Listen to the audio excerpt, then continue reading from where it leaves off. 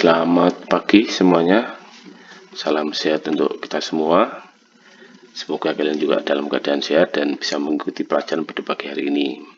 Kita akan lanjutkan pembelajaran kita tentang pemisahan campuran berbasis keseimbangan ini bagian terakhir, yaitu absorpsi, adsorpsi, dan ekstraksi. Nah, ketiganya ini adalah proses pemisahan campuran berbasis keseimbangan yang digunakan ketika bahan itu campuran yang mau dipisahkan itu rusak bila dipanasi pada suhu tinggi dan butuh biaya tinggi untuk mengkondensasi gas atau uap pada suhu yang rendah. Kalau distilasi itu bisa bahan itu bisa dipanasi pada suhu tinggi. Kalau bahan itu bisa dipanasi pada suhu tinggi, bisa dipisahkan dengan distilasi. Tetapi kalau dipanasi pada suhu tinggi itu bahan itu menjadi rusak, misalnya bahan makanan atau mungkin bahan obat, itu pemisahannya bisa menggunakan tiga ini, absorpsi, adsorpsi, atau ekstraksi. Dan juga jika butuh biaya tinggi untuk mengkondensasi uapnya pada suhu rendah. Kalau kondensasi itu pada suhu yang tidak terlalu rendah, masih bisa menggunakan air pendingin untuk pendinginannya. Kondensasi itu perubahan fase dari uap menjadi cair, butuh pendingin. Kalau pendinginannya atau suhu untuk mengkondensasi itu tidak terlalu rendah, bisa menggunakan air pendingin. Tetapi kalau suhunya sangat rendah, tidak bisa menggunakan air pendingin. Maka biaya menjadi lebih tinggi. Lalu yang kedua, ditambahkan bahan atau material sebagai separating agent. Jadi bukan panas seperti distilasi, tetapi menggunakan bahan lain. Ditambahkan ke dalam campuran itu untuk memisahkan campuran yang ada di sana. Nanti kita lihat bahan itu apa. Nah, ini gambarnya. Misalnya umpan atau bahan itu terdiri dari komponen A dan B. A dan B ini mau dipisahkan, lalu ditambahkan separating agent. Separating agentnya itu namanya S. Masuk ke alat pemisah, lalu terjadi keseimbangan, terbentuk dua fase yang seimbang, yaitu fase 1 dan fase 2. Fase 1 mengandung A dan B, fase 2 mengandung A, B, dan S. Jadi jika S-nya murni ada di fase 2, ya tidak ada di fase 1. Nah, mungkin kalian bertanya, kita mau memisahkan A dan B, kenapa di sini ada A dan B, di sini juga ada dan B. Lalu proses pemisahannya bagaimana? Nah, memang kalau kita memisahkan campuran dengan berbasis keseimbangan itu, pemisahan campurannya itu tidak bisa sempurna pada kenyataannya. Jadi kalau kita mau memisahkan A dan B sangat sulit. Misalnya terpisah ini hanya A saja, lalu di sini hanya B saja, itu sesuatu yang sangat ideal kalau itu terjadi. Nah, tetapi kalau ini yang dimaksud di sini lebih banyak mengandung A, sedikit B. Nanti di sini lebih banyak B, sedikit A. Paling tidak itu yang mungkin terjadi, yang masuk akal terjadi.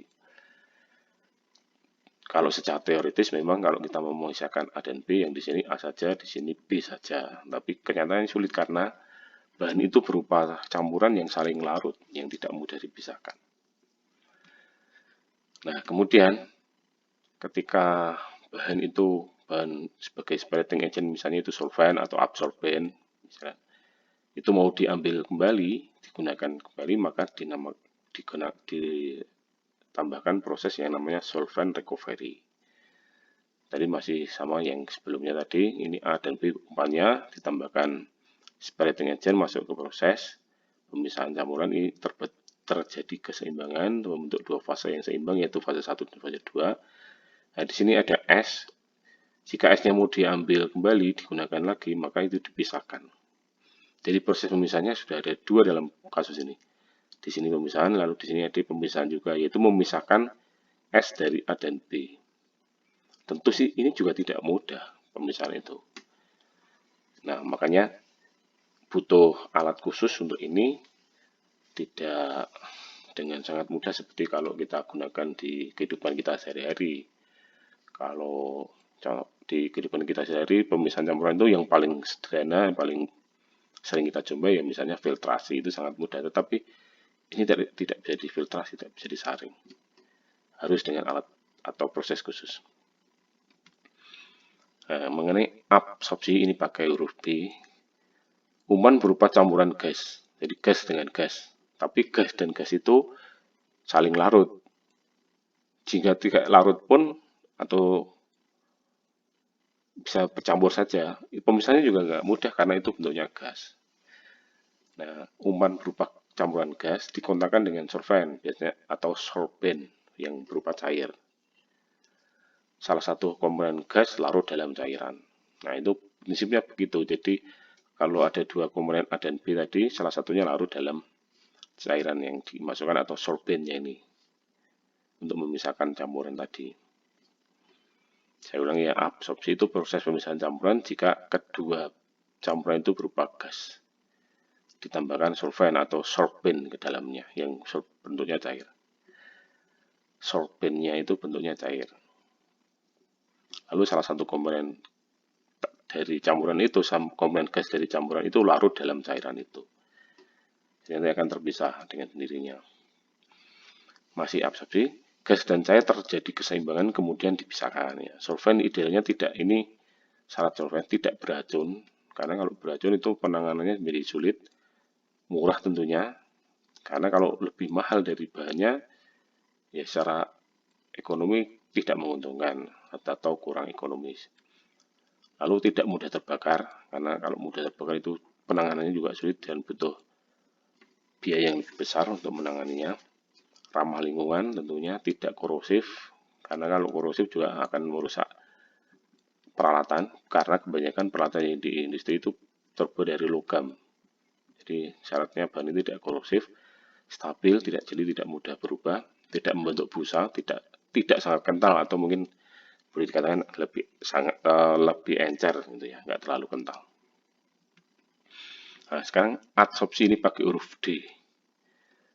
Ada bedanya dengan absorpsi tadi pakai huruf B, ini kan huruf D. Adsorpsi, umpan berupa campuran fluida yaitu uap atau cair, dikontakkan dengan padat. Nah, inilah bedanya. Kalau adsorpsi pakai huruf D itu dikontakkan dengan padat, tetapi kalau absorpsi ini dengan cair. Itu bedanya di sini. Sehingga salah satu komponen teradsorpsi dalam padatan. Terabsorpsi itu terserap gitu ya, terserap ke dalam padatan. Setelah terjadi keseimbangan kemudian dipisahkan. Aplikasinya untuk bahan dengan konsentrasi rendah. Kalau konsentrasinya tinggi agak sulit dipisahkan dengan adsorpsi ya. Konsentrasi bahan yang mau dipisahkan itu atau komposisinya itu rendah. Itu bisa dipisahkan dengan cara adsorpsi. Lalu ekstraksi, umpan berupa campuran cair. Meskipun ada juga umpannya itu padat cair. Bisa juga dengan ekstraksi. Tetapi ada juga yang cair dan cair. Jadi cair dan cair itu dua kemungkinan pemisahannya, bisa dengan distilasi atau ekstraksi. Kalau distilasi itu dengan ditambahkan panas, syaratnya bahan itu tidak rusak dipanasi pada suhu tinggi. Tapi kalau bahan itu rusak dipanasi pada suhu tinggi, mungkin lebih cocoknya dengan ekstraksi. Karena ekstraksi itu tidak butuh pemanasan.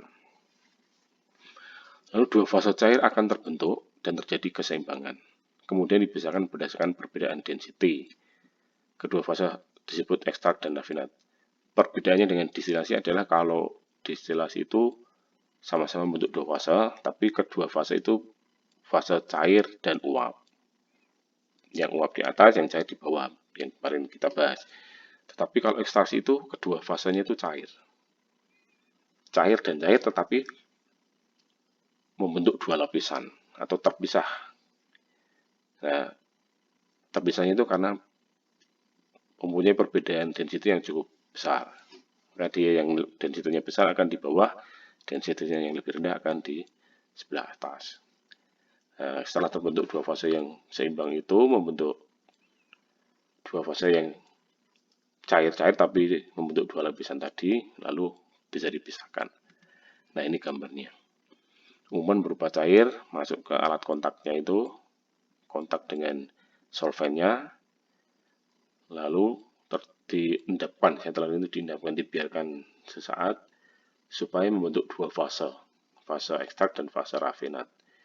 Ekstrak dan raffinat itu sama-sama cair, tetapi ekstrak ini lebih banyak mengandung bahan yang mau kita pisahkan atau yang disebut dengan solutnya itu, atau hasil ekstraksi itu di atas ini yang namanya ekstrak, sering di kehidupan sehari-hari disebut ekstrak. Sedangkan rafinat itu residunya atau sisanya.